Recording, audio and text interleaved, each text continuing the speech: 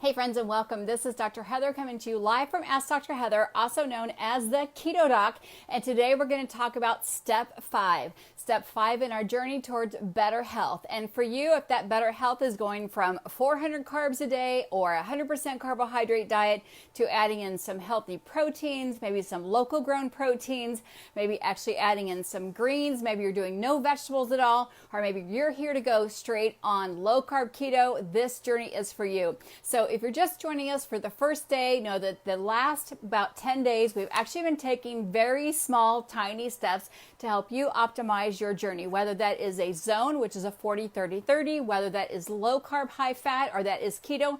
We are here to help you meet those health challenges, whatever they may be. Well, maybe you've just been stuck trying to drink more water. So I've been taking this super slow. Oftentimes, I would say oftentimes, every month, 2 times a month, I do a 10-day keto kickstart. What that looked like, because people asked me the other day, when are you doing your next 10-day keto kickstart? Well, actually going to do a Zoom tomorrow night. We keep it pretty short. We explain what that is, but our 10-day keto kickstart is really a boot camp. We actually give you live health tips every day, layered style of learning, kind of like we're doing here, but a little quicker pace. We have live accountability each and every day, meals and menus that are already designed to be keto to help get you make that switch really quick from a sugar burner to a carb burner. So we can talk about more about that later. You can also hop over to my YouTube channel and find more about that. But we are going to talk more about that. If you want details, just message me. You want that Zoom link, just say 10-day and I'll know what you want.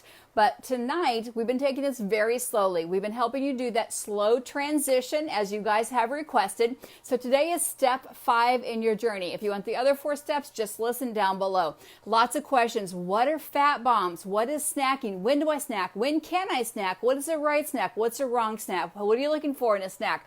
We're going to talk about all those questions. So if you've been following me along, and you're doing this journey with me, whether it's low carb or keto, your step 5 is actually eliminating snacks. In the 1970s, we ate on a 14-hour fasting schedule, so we really ate in a 10-hour, right? There's 24 hours in the day. We really ate in a 10, 24, or 14, 10-hour window, which means we ate most of our meals 8 a.m. to 6 p.m., so a 10-hour window. We fasted for 14 hours. We didn't have snacks pre and post going to work out or going to the gym or a snack before bedtime. We ate 3 squares a day for most realm, and this was in the early 1970s, so we ate in a 10-hour window, 3 squares a day. So we're kind of going back to the basics, back before we had this high rate of cancer, obesity, diabetes among younger children, the rate of stroke, the rate of infection, everything that's on the rise. We're actually going to go back to the basics. So if you're on step 5 with me, you actually have been drinking more water, you've been adding fat, you've been adding salt, you've been journaling your journey,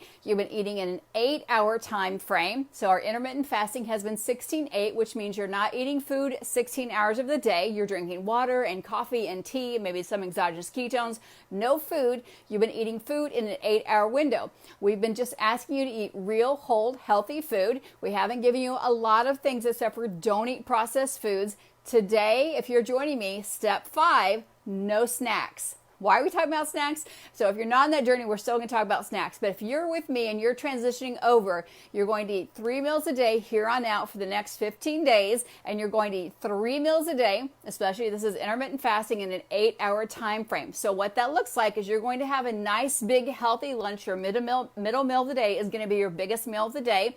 You're going to make that look as long as you're healthy and you're feel full, so 2 or 3 big cups of veggies, maybe that be a couple tablespoons of fat, whether it's olive oil in the salad dressing or it's olives or avocado, or whether that's nuts or seeds or whatever that may be, and a dressing or a fat or a condiment or a piece of fish on your big salad or lunch. It doesn't have to be a salad, or any type of meal that you want to have. If you go underneath albums up above, I have about 40 to 60 pictures of meal ideas. But if you're on step 5, again, we're not counting macros, we're not counting macros, which means you're not counting carbohydrates, fats, or proteins yet. We're simply eating in an 8-hour window, drink at least half our body's weight in water. So we are counting the hours that we're eating, but we're going to cut out snacks. Before we said just eat whatever you feel when you're hungry. eat in an 8-hour time frame. Step 5, we're cutting out snacks. But however, we're going to talk about snacks. I was out shopping, college shopping with my son the other day, and I took an opportunity to pick up some snacks because people ask me all the time, if you are keto, so if you're keto, write down keto down below. And I love seeing where you're from. I have a lot of Canadians on here, so welcome my northern friends from Canada up there. Hi, Hinda, for being the first person to say hello from Canada, and Mike and Diana, and we have, yes, Amy from the Midwest in Oklahoma. We have Diana from BC. So thank you for joining me.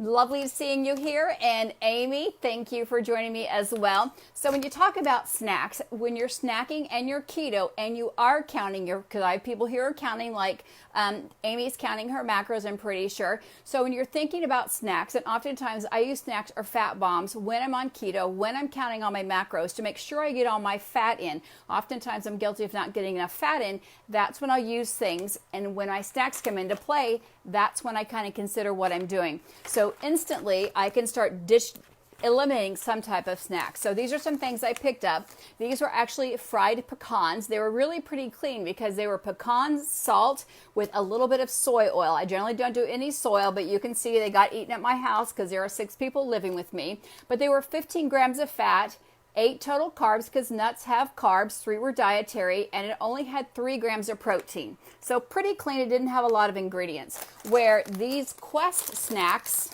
right? These really are high in protein. They're 15 grams of protein. So if you know you hadn't had a lot of protein, maybe you're having a salad and it's on the go, eating a little more dirty keto like Amy, and you're having a big salad that's maybe low on the protein, this would be something to add in there because this has 15 grams of protein, only 5 of fat and 5 of carbs. However, when you turn this around and these are the ingredients, there's way more than 3 there. So even though I'm saying, wow, 15 grams of protein, know this. If our guts are a mess, we have a lot of GI issues. I talk a lot about gut health. When there are that many things in there that your liver is going to have to sift and sort through before it even gets to the small intestine to identify to absorb, the chance of you absorbing 15 grams of protein when you eat this little snack here is pretty low. I bet you're only going to absorb 20 to 30% of the nutrients in this because there's a lot of stuff. I mean, it's not unhealthy stuff. It's not red dyes and processed things like that, but there's a lot of things in there.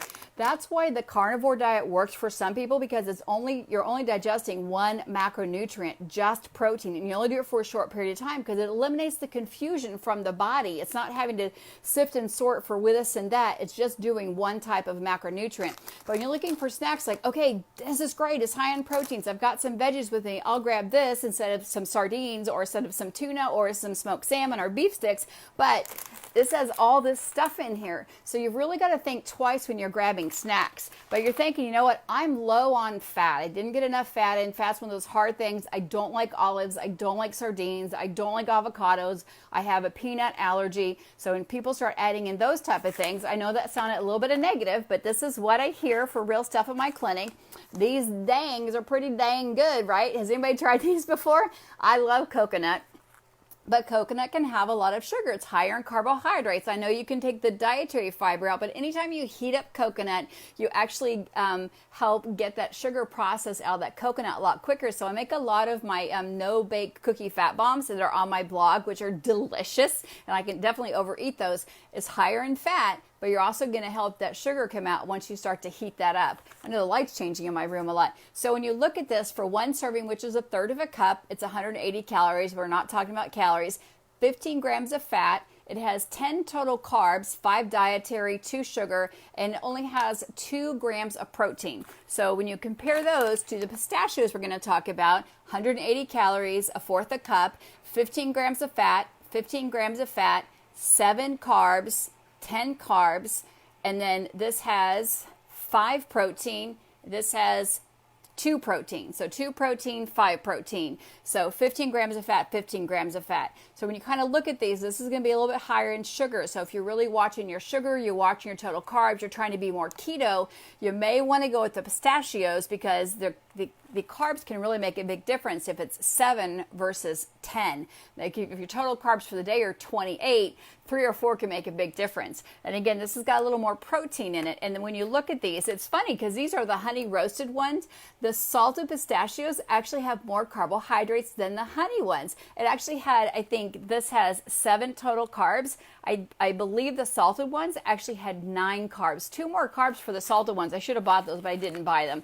Anyway, so when you're looking at snacks and you are doing keto and you're counting your macros, oftentimes I tell people, put it in your calculator, whether you're doing Carb Manager, MyFitnessPal, put it in before you eat it. That way you know where you are. Oftentimes people do it reverse. They eat it, then they put it in like, oh man, I shouldn't have had that, or I should have just reduced the serving size, or I should have just cut that in half. So put it in before you eat it and see where you are. If you're really one of those people who've been doing keto a long time, you're really strict on calculating your macros, because that's really what these fat bombs or snacks are meant to do. I generally use these, add like these chips on top of, not as a snack, but on top of like a chia pudding, which would be more of a meal for me, or I put the pistachios on top of a salad to add those on. They're the same thing with the Quest. I probably wouldn't eat these. They're sour cream and onion. They have dairy in them. I wouldn't eat these. They have soy and stuff. But again, when you're looking at snacks, what do you eat? When do you eat them? I'd rather see you eat them with the meal, for the same reason that I'm having my people who are joining that lifestyle change to have 3 meals a day instead of snacking throughout the day. That snacking, which is those mini meals, is what's gotten us into a lot of trouble. It's over-rousing our nervous system. Where we really want to have is that 8-hour meal. So if we're on step 4 before today, we were saying eat within an 8-hour time frame. It would have been okay to eat these somewhere in that time frame, whether it's between lunch and dinner or between breakfast and dinner. But now we're saying eat these along with the meal so that you're full, so then your stomach totally empties. And you get that feeling, I almost told that out, you get that feeling of having the stomach empty, so that leptin and ghrelin, those hunger and the satiety hormones, really get that full switch on, switch off. When you're eating, the average person eats 17 times a day. I should put a quiz on here because I say this all the time. The average person eats calories and consumes calories 17 times a day. Your nervous system's always consuming calories, so your blood sugar is up and down and up and down and up and down. Your nervous system is up and down and up and down and up and down. Then you add in all the stress of the blue light, the computer, the news, all the other stuff going on. Now you're in a big mess. What can we control? We can control our digestive tract, how often we have it consume food and process food for us. So we're forgetting the 80s style of 6 to 10 mini meals a day, or 3 big meals plus a snacking in between. We're going to eat in an 8-hour time frame. That's what the leading thought leaders, that's the most current credible information from the leading educators are saying. The best intermittent fasting, where we get the best results, where your body can actually get into ketosis at night, where you can get autophagy, which is that spring cleaning that happens while we're sleeping, is eating in an 8-hour time frame, having that last meal 4 hours before bedtime. So you don't want to pile in to have fat bombs right before you go to bed. So sometimes in the early games, I do teach people, have a fat bomb instead of your popcorn, or have a fat bomb, or have some bone broth instead of having a glass of wine before bedtime. Because sometimes it is good to have that swap as your body's transitioning over, instead of just going cold turkey. That's almost too much for people who are used to having a bowl of ice cream or Pop-Tart, or having, I hear popcorn a lot before bedtime, and I hear a lot of rice cakes, and I hear a lot of ice cream before bedtime. But when you're trying to really figure out what does your body need, how many nutrients does it need, when is it really hungry, you can't figure out when you're really hungry when you're eating all the time and snacking all the time just because it looks good, it sounds good. And then when you're really just like, oh, I haven't hit the meter for my fat grams, I would say just let that rest a little bit. People ask me all the time, messages, can you calculate this? I don't know how many steps you're taking. I don't know what your basal metabolic rate. You have to do a lot of high-tech testing to do that. And really what happens is when we get down to the basics and look at our ancestors, eat when hungry, stop when full. Right? That's what we need to do. And speaking of that, Hinda says, when she says she loves pistachios, I do too. You want to rotate your snacks. You want to rotate your nuts and seeds because they all have different nutrients. People can definitely be allergic to peanuts. On all my lists that I send out to people that ask, I don't have peanuts on there. They are one of the higher allergens. They're on the top allergy food list. So I just eliminate them out. They come in bulk. Sometimes they have fungus on them. Sometimes they have some metals on them. Sometimes they're sugar coated, chocolate coated, yogurt coated. They come in big barrels and bundles, and people stick their hands in there and get them. I just tell people forget the peanuts. If you want to buy some organic peanut butter or you want to grind them yourself, that's up to you. But generally, I just leave them off the list. Most people that come into my clinic are fighting inflammation. So we just generally just take out those foods that cause inflammation, like peanuts. So you won't see them on there. You'll see more nuts and seeds on the list that I give out. Them peanuts are not, again, they're not even on there. People ask me all the time, why did you talk about peanuts? I'm like, because they're such a high allergen for people. So Hinda says, what about keto, low carb, dairy-free bagels, keto bread? And so Hinda, if you're using that in a meal, I think it's fine. So if you're having a breakfast for dinner and you're going to make a bagel, I do use dairy-free cheese. So whether it's cashew cheese, almond cheese, diet cream cheese does have some few more carbs in there. It does have a smidgen of casein in there, but it doesn't seem to cause a reaction to people who are just sensitive to dairy. Or use some cauliflower wrap sticks if you want to use that and you're having a taco night or a wrap. You can absolutely use that in a meal. We're talking about people who are using fat bombs to help get their fat grams up. I'd like to see them with a meal. But again, we're talking two different subjects. So use a fat bombs if you're truly calculating your fat grams, trying to get them in when you're trying to maintain or trying to lose your fat or maintain your lean muscle mass. Because what happens on a ketogenic diet, just to remember, it's why I'm doing a Keto 101 tomorrow. Myostatin is a huge, big game player. On a low carb, high fat diet, myostatin is still turned on, which means you can tap in and lose your lean muscle mass. In the 80s and 90s, when I was on more of a carbohydrate diet. I was on a carbohydrate diet. I wasn't in ketosis till I hit mile 2 or 3. That's when I felt like the Energizer Bunny and I could go on at some point because I was feeding on carbohydrates. I was carbohydrate loading. I would tap into my lean muscle mass. Happens all the time. That's why you hear elite athletes now fasting prior to their endurance race, because once myostatin is turned off, it's a hormone, then your lean muscle mass is protected. When you're in ketosis, your lean muscle is protected. So if you're not in ketosis, myostatin, again, is flipped. I'm going to get my little cheat sheet here. So myostatin is a protein.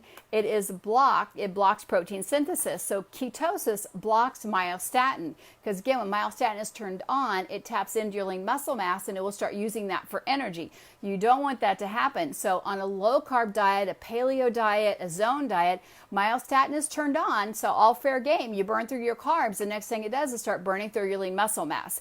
When you're in ketosis, your body's protecting your lean muscle mass and it doesn't go into that. It taps into your fat instead. So it runs to your glucose, your glycogen, then it runs into your fat. So it doesn't go into your lean muscle mass. So that's the difference on low carb versus doing a ketogenic diet. So the same thing true, Lori, on an OMAD. So people are like, what's an OMAD? 1 meal a day. So I don't recommend people do it every single day. I do recommend that you make sure you're checking your metabolic panel. So your calcium, magnesium, potassium, sodium, and really I do an OMAD 1 day a week. I don't get as much exercise as I used to. I think I've said this before.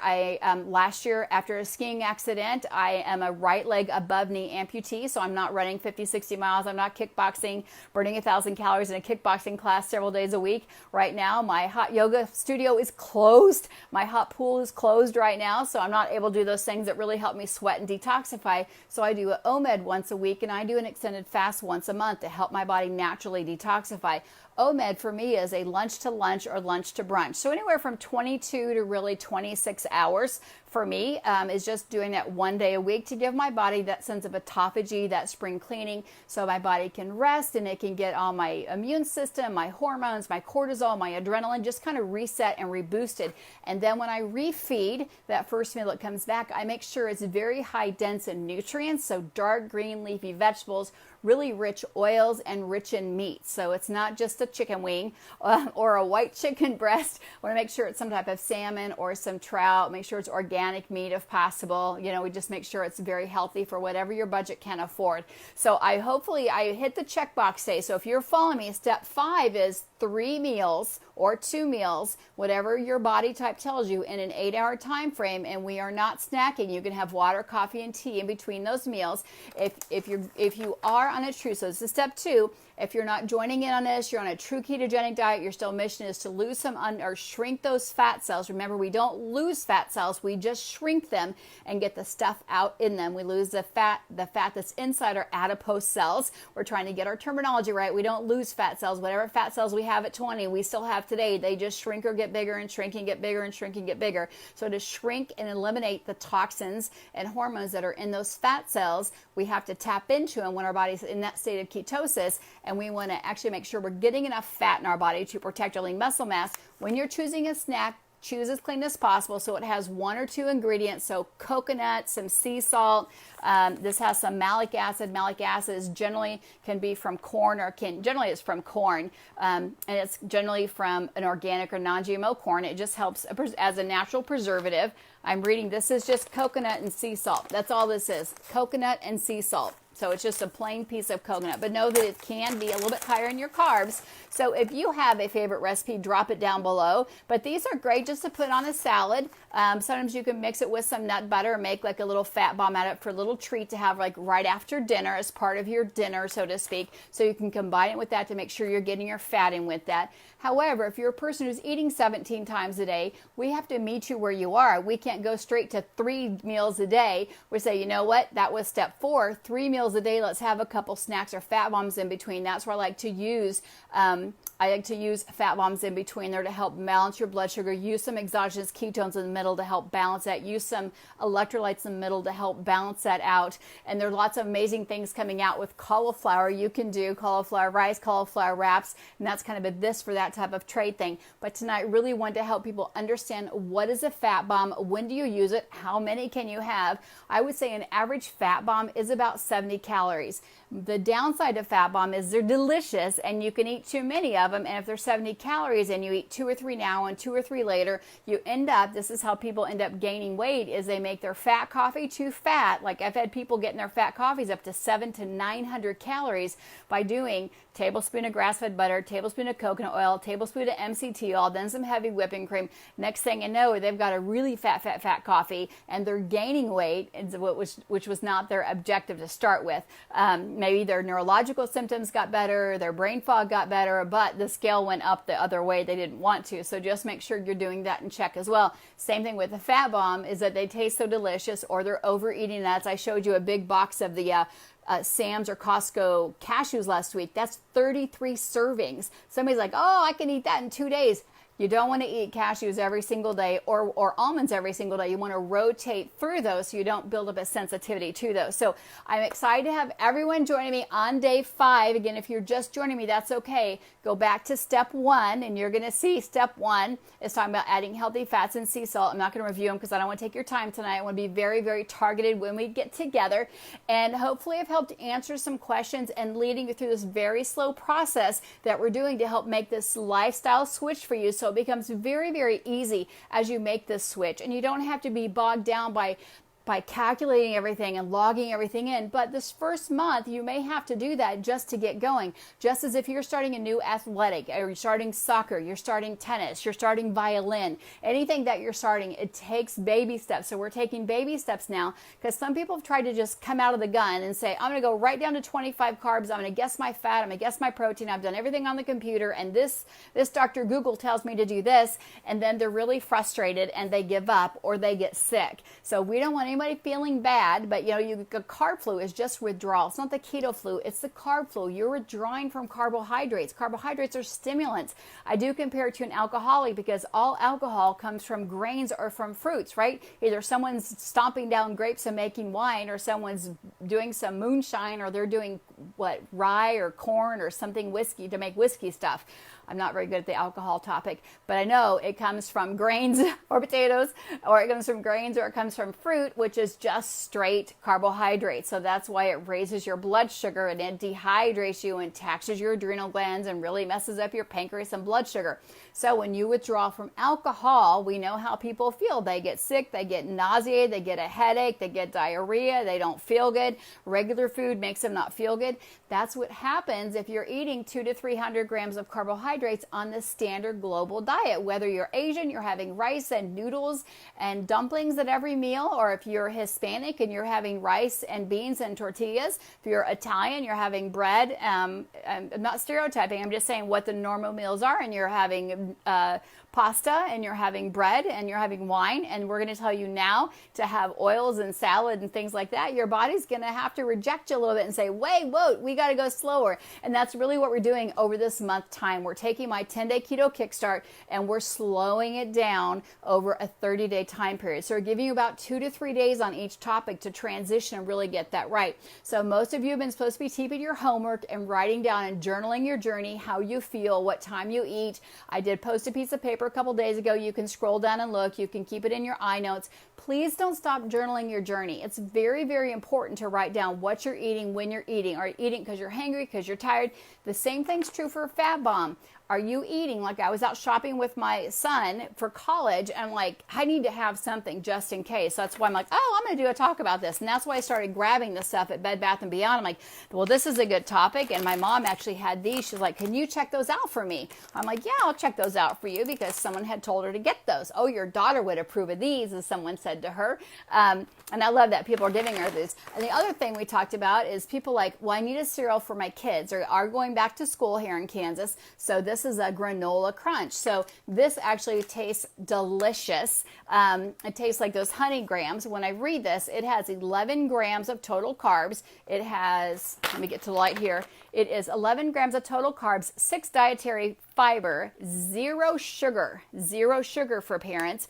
It has 3 grams of fat and it is 10 grams of protein. So put some almond milk with it, some hemp milk, some coconut milk. It already has a nice kind of sweet flavor to it. It is gluten-free. I will tell you, it is potato fiber, pea fiber, corn fiber. It's non-GMO. Has chicory root in there and some inulin. So it's got pre-digestive enzymes in there. So we've all heard about probiotics. This is the prebiotic. So, hey, thanks, Joe. So this is a great kind of cereal that you could make. You could also make a little trail mix with some nuts and some very dark chocolate to snack on that. But it's got pre-fibers in there. So if you eat this and you start getting an increase of gas, it's a really good sign. It's turning on those healthy gut bugs that may not have been turned on. So I know I'm getting long here. People are starting to say goodnight to me. So anyway, this is something I think you can buy on the big box store. You can order online, but this is actually pretty tasty. I don't know what the price point is on it, but it's a good alternative for kids because, again, it's high in protein, it's low in carbs, it's low in sugar, it's got healthy gut stuff for you. I could probably eat the whole bag, but when you look at the back, it is vegan certified.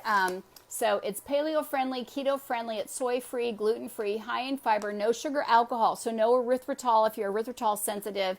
It is vegan and plant-friendly. So you could eat it dry, you could eat it cold, you could make a nice little granola mix. Again, it's got some good stuff in it. So I like to find a good food find and share it with you. So if you have a food find, please share it with us. But hopefully I cleared up the whole fat bomb topic. Hopefully you're joining me in the step towards a healthier lifestyle, a healthier diet. As we get towards the end, then we'll talk a little bit more about squeezing those macros and taking you to that final step of low carb keto if that's for you. Right now, we're just cleaning it up. So check your pantry. Don't let the bad stuff come back in. If you have a grad party, a birthday party, get the stuff out of your house. And I do want to thank you guys for joining me. Again, my name, sorry, I'm talking fast because Joe's on here. My name is Dr. Heather Carden. I am also, Ask Dr. Heather are known as the Keto Doc. You can also pop on my blog, which is AskDrHeather.net. I have about 1,000 recipes. They're all gluten-free. 93 to 95% are dairy-free. There's some keto snacks. There's some fat bombs there. But again, step 5, eat in an 8-hour time frame, 3 meals, no snacks, lots of water, and then we haven't even talked about exercise yet, so we got more things to talk about. We're doing a layered style of learning, so you're not being splashed everything at one time, just like kids are not taught the alphabet all at one time, and they're not taught how to do math all at one time from addition to calculus. We're teaching you layered learning. What's the most important thing about your diet? So today we're on step 5, which is stop the snacking. We didn't do it in the 50s, 60s, and 70s. We need to stop the snacking right now. If you're not having carbohydrates, you don't have to snack. You don't have to chase your blood sugar. It's that simple of a topic. You guys have an amazing day, and I'll be seeing you soon.